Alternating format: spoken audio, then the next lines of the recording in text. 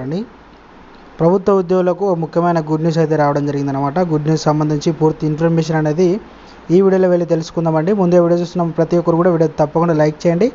చాలామంది వీడియోస్ ఉన్నారు కానీ సబ్స్క్రైబ్ అయితే చేసుకోవడం, దయచేసి సబ్స్క్రైబ్ చేసుకోండి, సపోర్ట్ చేయండి. తోటి మిత్రులందరూ కూడా వీడియోని షేర్ చేయండి. వివరాలు కనుక వెళ్ళినట్లయితే అంగన్వాడీలకు గుడ్ న్యూస్, 1,00,000 మందికి ప్రయోజనం, కోడ్ ముగిసిన తర్వాత జీవో జారీ. అంగన్వాడీలకు కూటమి ప్రభుత్వం గుడ్ న్యూస్ అయితే చెప్పనుంది. అంగన్వాడీ కార్యకర్తలు ఆయాలు ఏళ్లుగా ఎదురు చూస్తున్న గ్రాట్యుటీ అమలుకు ఆమోదం తెలిపిందనమాట.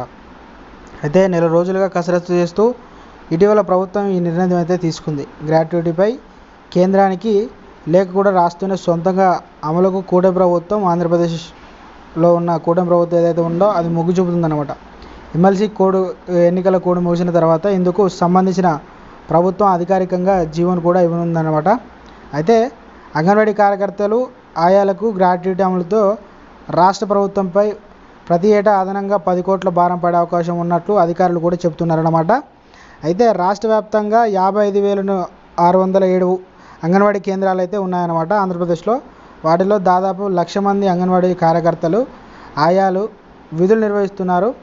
ఎమ్మెల్సీ కోడ్ తర్వాత ప్రభుత్వం తీసుకున్న నిర్ణయం అమలు రానుందన్నమాట. దీంతో రాష్ట్రంలో 1,00,000 మంది అంగన్వాడీ కార్యకర్తలకు ప్రయోజనం అయితే కలగనున్నట్టు ఇక ప్రభుత్వం అధికారికంగా ప్రకటన అయితే చేయడం జరిగిందనమాట. ఇది మంచి శుభవార్త అండి. ఎందుకంటే అంగన్వాడీలకు ఇక రిటైర్ అయిన వారికి కూడా ఇక గ్రాట్యుటీ పెన్షన్ కూడా ఇవ్వనున్నట్టు తెలిపిందనమాట. ఇక అది ఎంత ఇస్తున్నారంటే చాలా ఇక కేంద్ర ప్రభుత్వం ఏ విధంగా అయితే 10 కోట్ల రూపాయల భారం మనకి ఇస్తుందో అదేవిధంగా ఇక మన కూటమి ప్రభుత్వం కూడా ఇక ఇవ్వబోతున్నట్టు మంచి జీవోను కూడా విడుదల చేస్తున్నట్టు తెలిపిందనమాట. సో ఫ్రెండ్స్, ఇది ఈరోజు అప్డేట్ అండి. వీడియో నచ్చితే లైక్ చేయండి, ఛానల్ని సబ్స్క్రైబ్ చేసుకొని సపోర్ట్ చేయండి. Thanks for watching.